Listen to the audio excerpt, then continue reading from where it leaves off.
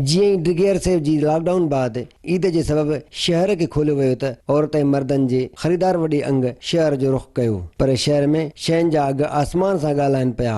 इंतिहाई महांगाई ॾिसी मिसकिन माण्हुनि जूं वायूं बताल थी वियूं। उन मौके ते ख़रीदार औरतनि ऐं मर्दनि ऐं दुकानदार चवण हो त असां कुर्तियूं वग़ैरह वरितियूं आहिनि जेके महांगियूं हलनि थियूं शहर में, अदा पोइ छा कयूं, हाणे महांगियूं ॾियनि त ज़ाहिर ॻाल्हि आहे एॾी शॉपिंग त करणी पवंदी न। जी हा, अदा सस्ता बि करनि ग़रीब माण्हुनि जे लाइ त इहो ॾुखियो हलंदो न, इहो जेको माहौल हले थो इहो ॾुखियो थो हले ग़रीब माण्हुनि जे लाइ। ज़ाहिरी ॻाल्हि आहे सस्ता ई कंदा त ग़रीब माण्हू वठी सघंदा इहे सामान वग़ैरह। तमामु घणी महांगाई आहे, जेका शइ 500 में पहिरां मिले पई हाणे उहा शइ 800 में मिले थी ऐं पुराणो सॼो माल आहे। नवां चवनि था की लॉकडाउन जे करे रस्ता बंदि आहिनि, कोई उतां माल नथो खणी अचे, तंहिंजे लाइ सॼो पुराणो माल पियो आहे, तव्हां ॾिसी सघो था। उहो ई महांगो करे वरी ॾियनि था सभिनी खे। महंगाई बस ये लॉकडाउन आहे, हिन जे वजह खां महंगाई आहे। गरीब छा खाइनि, काॾे वञनि, ॿारनि खे हर शइ वठी ॾियणी आहे न, हिन जे वजह खां है न, काॾे वञी गरीब माण्हू खाइण जी, असांखे खाइण पीअण जे लाइ का शइ बि न आहे।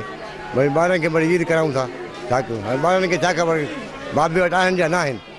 पर महंगाई मथां ई वधियल आहे। लॉकडाउन जे करे जेको कारोबार जेको बंदि हुयो, जंहिं माल वटि जेतिरो स्टॉक हुयो बसि उहो खपाईंदो હતો। महंगाई त माना उन हिसाब सां ई हले थी भई, जीअं अॻे हुई त उहा ई आहे। महंगाई केतिरी बि हुजे पर ईद हर हाल में करणी आहे। कैमरामैन फरहान अली खुसो, वाइनवी भुटो सां गॾु ज़ैन cerci, Sindh TV news, Jacobabad.